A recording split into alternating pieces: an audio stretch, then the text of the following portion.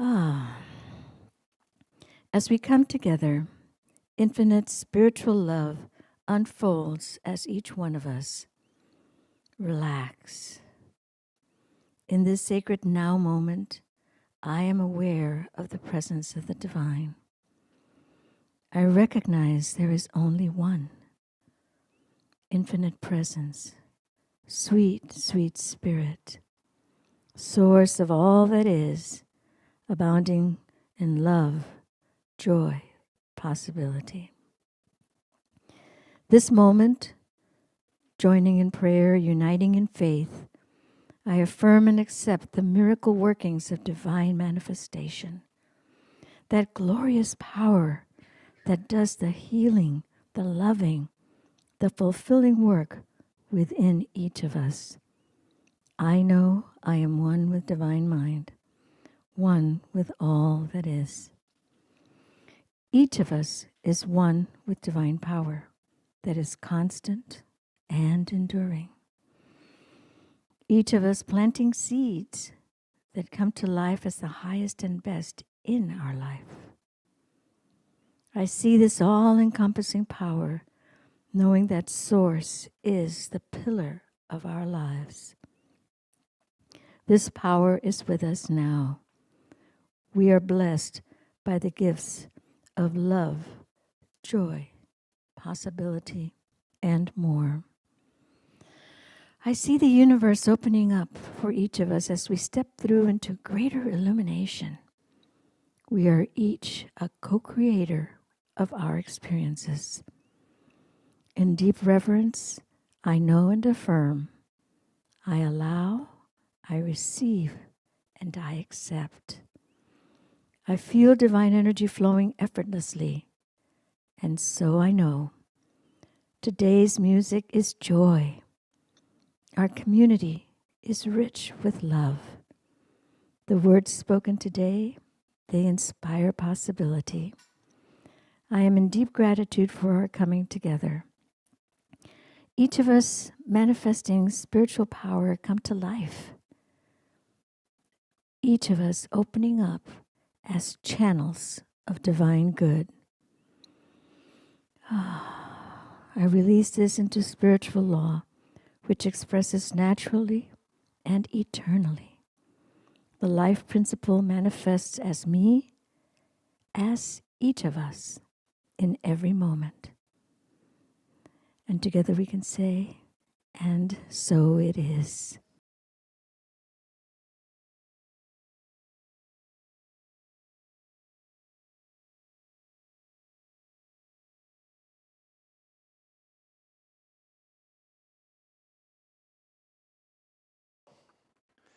This month, we're going to explore a theme of Exodus, leaving home, moving along, taking a hero's journey. And the word Exodus comes from the Greek. It means a way out or a path out. That was the original meaning of that word. And I find it interesting because as some of you know, I spent a lot of time studying Taoism and still love that. And the word Tao literally means the way. And it's either a path or a process. It's actually both. It's both a noun and a verb. It's a thing and it's an activity itself. And so this is what we're going to be doing this month, is we're being called to a path, a way out of wherever we are. And so we're going to take a journey from a limiting consciousness to a more expansive consciousness. Anybody up for that journey? Yes. Okay, good. Ooh, you actually felt like you meant it. Usually I have to ask that question twice. All right. We're awake. The coffee has kicked in. We should turn the clocks back every month. We get an extra hour of sleep last night, right? So first we have to understand that the limiting consciousness that we experience, where we think we're stuck, is often something that was once wonderful, yes? You know, how many of us have been in marriages that were once wonderful and later turned not so much? How many of us have been in jobs that were once wonderful and later on not so much? And all sorts of situations, okay? And so we have to understand that often it's something wonderful, but either as we grow or life changes, it becomes constrictive. It becomes constrictive and we get stuck in there. And yet, for many of us, it's comfortable because we know how to work it. It's not really what we fully want, but we know how to work it. And we slowly adapt to the constrictions. How many of you are familiar with Gulliver's Travels? And he gets trapped by the Lilliputians, which are little tiny people that while he's asleep strap a whole bunch of little tiny strings, each of which he could break by himself, but collectively don't. Many of us go to sleep. And the circumstances of our lives tie little strings to us, each of which we would never agree to, but because we're asleep, we get stuck and we get trapped. So we're going to use the story of Exodus out of the Bible and some other stories of heroes' journeys to inspire us. So are we okay with that? Okay, take a breath. So the book of Genesis ends with Joseph is, in Egypt. He's the second in command. He's administrator of the food.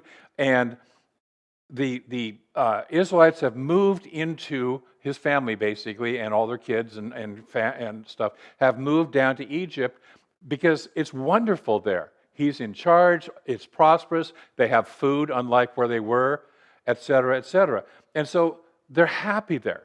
They're prosperous. They're multiplying in Egypt. And that's the end of the book of Genesis. The very next book is Exodus, which begins with there's a little bit of lineage, because you can't have a good Old Testament book and even a couple of New Testament books without a bit of lineage going on, right? So-and-so begat, so-and-so begat, so-and-so begat, so-and-so begat, all that stuff, okay?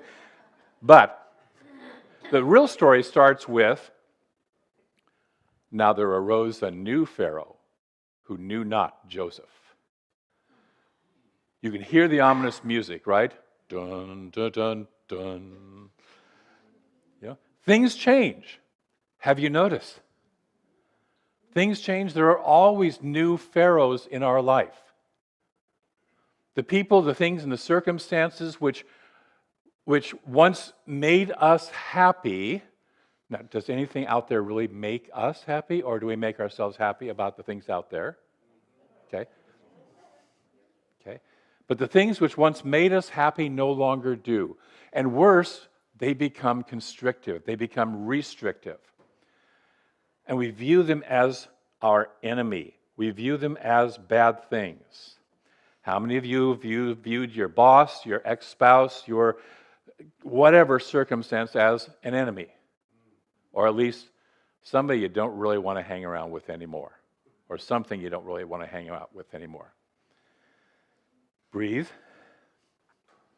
But they are really our high self moving us forward into a greater expression. Since we live in a field of infinite possibility, infinite good, there's always more to be moved into. But if we get comfortable somewhere, it's natural for the life urge, the life process, the way to move us forward and say, hey, by the way, there's more. But you got to get unstuck from this is all there is. Consciousness. There's always more. And so if we get comfortable in our limited experience, forgetting the promise of the greater good that lives within our soul, then our soul finds ways to move us along. Dang, right? Joseph, near his death, had said to his brothers that God would remember them and bring them up out of this land to the land promised to Abraham, Isaac, and Jacob. That's what he tells his brothers. But by a couple of generations later, the grandkids have forgotten that. Grandkids do that, right? They don't know about that, and so they forget. And so they're fat, they're happy, and they're comfortable in this land, which is not their authentic land. Understand this is not about land, right? Okay? But they're fat and happy and comfortable in this land which is not theirs. And so circumstances begin to shift because they have to. They begin to shift to become uncomfortable, even intolerable, so that they will be more open to moving forward. Ask your higher wisdom self right now, what are the circumstances in my present life that seem constricting, and am I willing to be free? free beyond our wildest dreams. See, like the Israelites, we can't always see the promised land, but our soul knows it's there. There's something within us that knows it's there. Recently in a class that I was teaching, a student commented that there was a little page to fill out of how do you agree or disagree or not sure about the principles that we teach. And the student said, I kind of do, but I kind of don't. My heart isn't really there yet. And we had a conversation that I was willing to bet that that person's heart was there. It was their mind and their conditioning and the restrictions that wasn't there. And we oftentimes talk about taking the journey from head to heart, but there's another journey that we need to take, which is really from the heart, which knows our truth, which knows this promised land, which is in touch with our highest self, to our overly conditioned, very logical, I got it all figured out head. Now, I know you guys don't, but you know people like that, right? Yeah, none of us have those kinds of heads. What was this thing here? Oh, yeah, okay. It's our hearts. And so we have to take that journey, and that's really one of the journeys we're going to be taking. So at this point, when things get quite intolerable, truly intolerable, the hero or heroine, that aspect of the us that is here to free us, is born, shows up in some ways, usually from the most unlikely places. Yes? So Moses, in this story, is an outsider.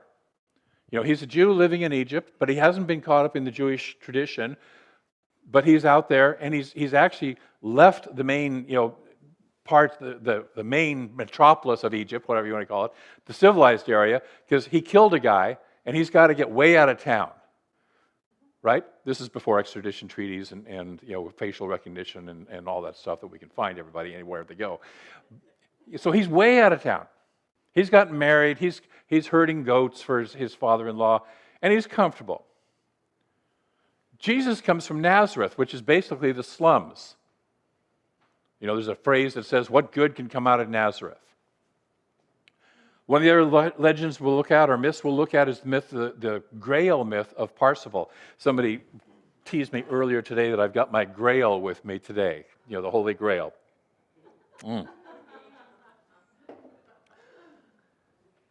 Okay? Parsifal lives in a remote hut away from civilization, as does Luke Skywalker. As does Bilbo Baggins hanging out in the Shire, and Frodo, by the way, in the Shire, which is not exactly a place known for hero warriors, right? Okay? It's known for its food and comfort and everything's good. So the hero within us is born out of our unconscious, our silly, creative center, and looks nothing like we'd expect a hero to look like. Take a breath. Look at your neighbor and say, you don't look like a hero, but you are.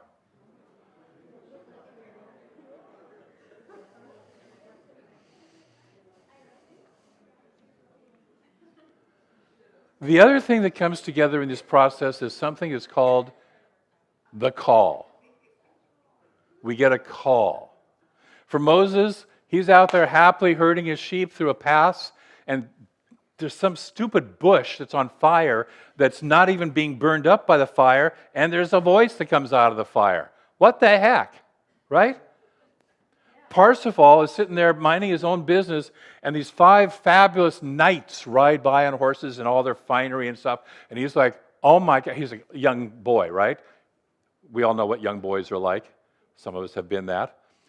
Shiny knights, I gotta be one of those. By the way, the reason that he lives way out in nowhere is because his dad was a knight and his 2 older brothers were a knight, and they were all killed trying to rescue fair damsels. And so his mom has moved him away from where he could ever see a knight again. So what happens? The knights come through anyway. When you're going to be called, you're going to be called no matter how far away you run. Okay? Bilbo and Frodo were minding their own business when some stupid wizard shows up at the door. In the Bhagavad Gita, Arjuna is in the middle of about to do a battle, and he's a warrior, and this is what he does, right? And all of a sudden he realizes, I'm going to go fight people I love to protect people I love. I feel stuck. He literally throws down his legendary, magnificent bow and sits down and says, I'm not going to fight. And his charioteer says, you don't have that option here. But then that goes on. The Buddha gets the call when he says, I want to go outside the walls of my father's, what do you call it? Palace, yes, grounds, all that. And he encounters suffering, and he gets the call. We get a call.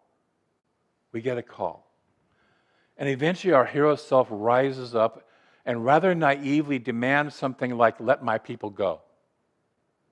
With no real power, no real authority to make such a demand. By the way, Moses, when he got called by God, tried to argue with God. You don't want me, I stutter, I killed a guy. You want my brother Aaron, he's a really good speaker. Right? God just gets pissed off at him and says, no, it's you, dude. It's in the Bible, dude. Maybe it's not.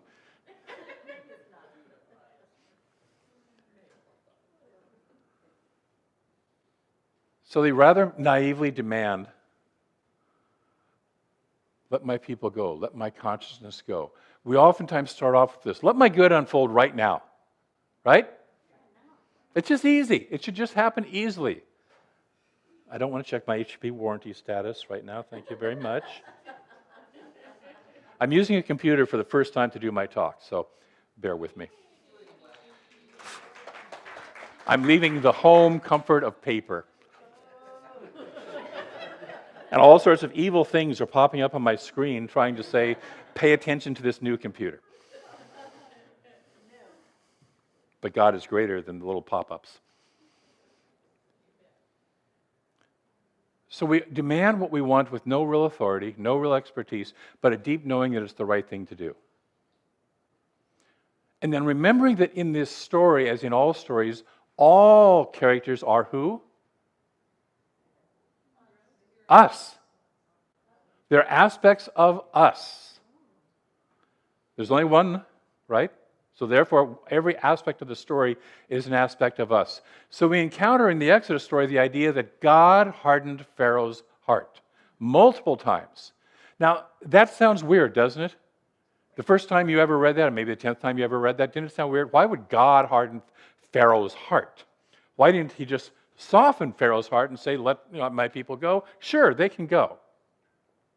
Or just say, Pharaoh's an ass, right?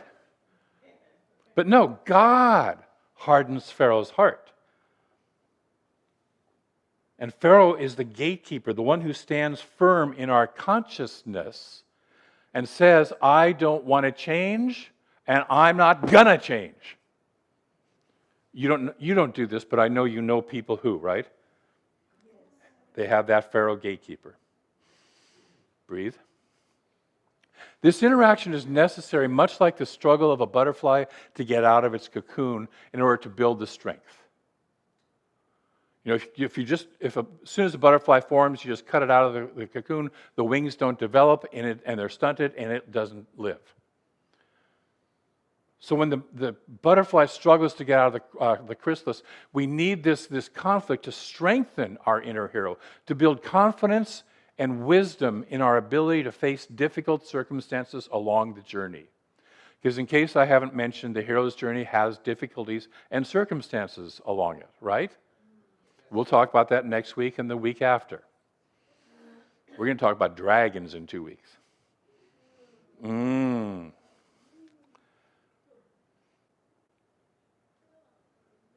See, each person, each of the heroes must face something.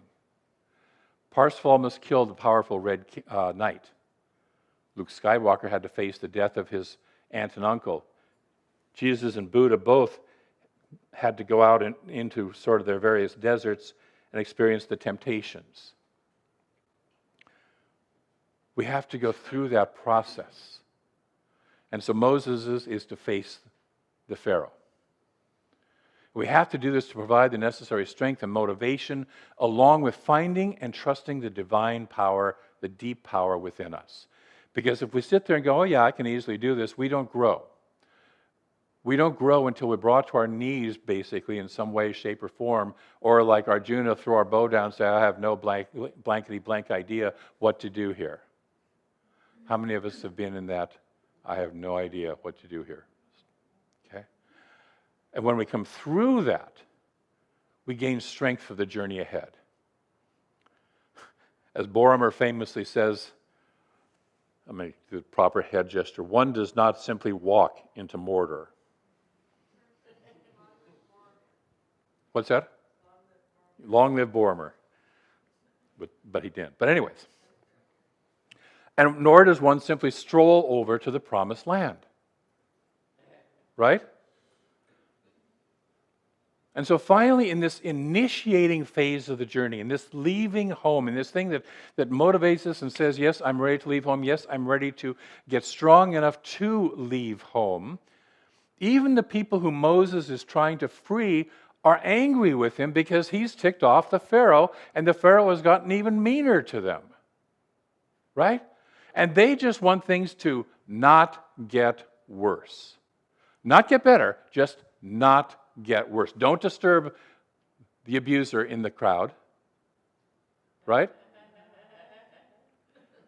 Because we don't want things to get worse. In sports, it's called playing not to lose rather than playing to win. Right? But in every transformation process, things get worse before they get better. That's the good news, bad news.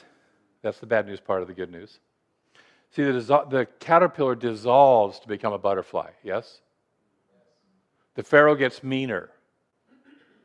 Our inner resistance comes out in full force so that we can experience it.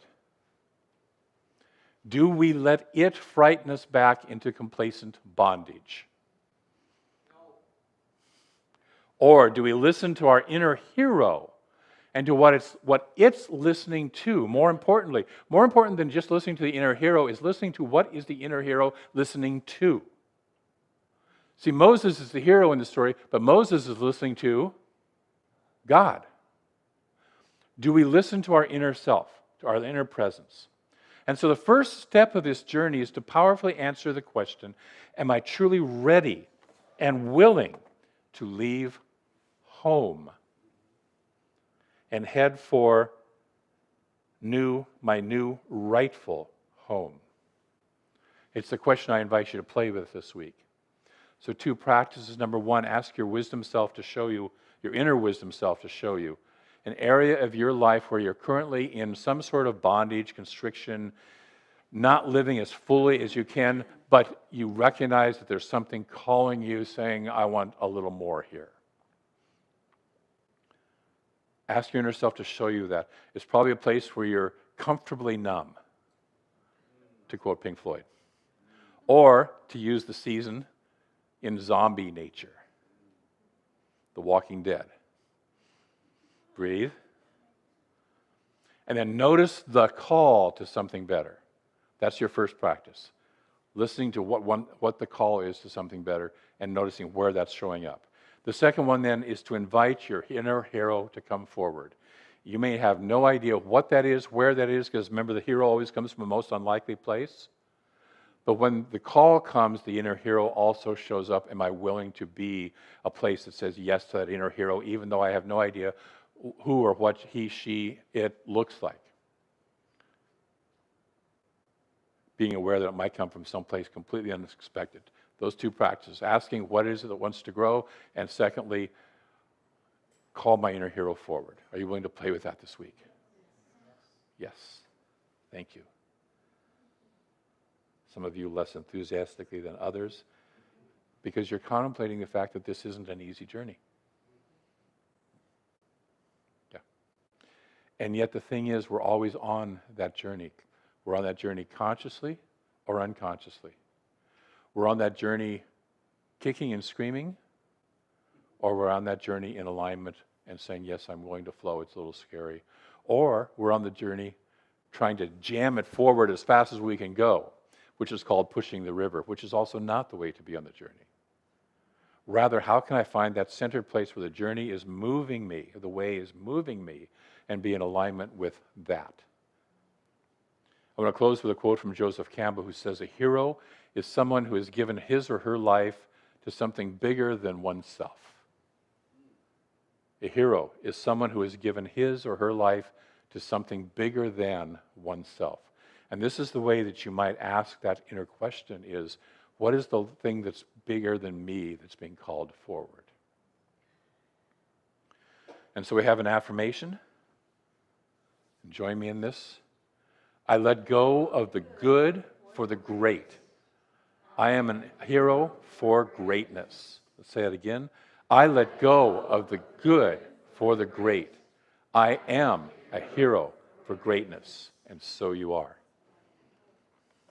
Thank you. Before we do music, we have Craig is going to come up and talk about for the last Sunday that we're doing this, Pledge Drive, our prosperity campaign. Thank you. Good morning. Can you hear me? Good morning. Today is the last Sunday of our pledge drive, although we're not going to have our pledge celebration till next Sunday, so there's plenty of time to get your pledge in still. Right now, we have a total pledge amount of $138,856, and I've received 3 pledges this morning, so it's a little bit more than that. We're targeting $180,000 for our pledge.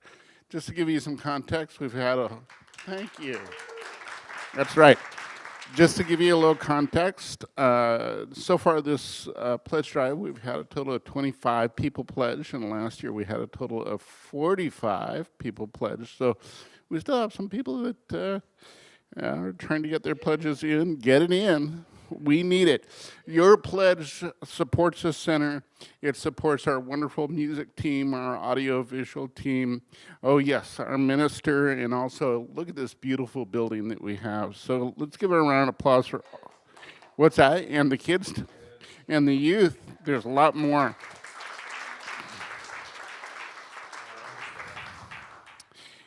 And our other staff that I didn't mention. We have a lot of staff that it supports them too.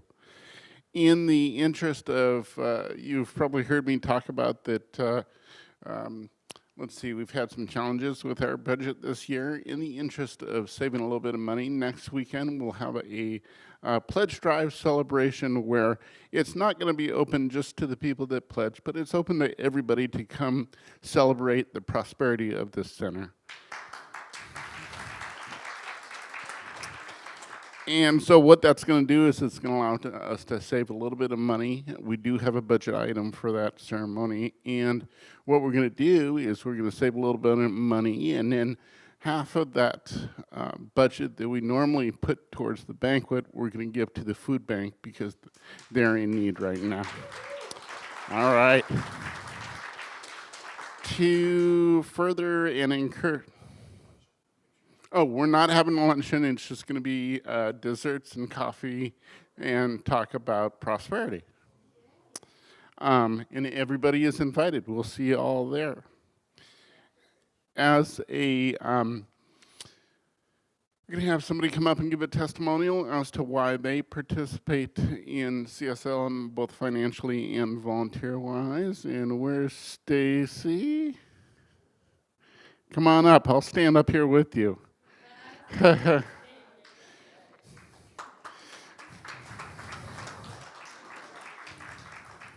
Welcome, thank you. Why don't you start off and tell us all the roles that you play here? All the roles. So I do hospitality, and that was the first one I took on, and now I also do prosperity. Yay! Why do I do them? I do them because I love to serve, and I want to serve other people. And prosperity, I chose to help get over being afraid of being in front of y'all. So there's more reasons than you would ever know to do this. It benefits me, it benefits you, it benefits our center, and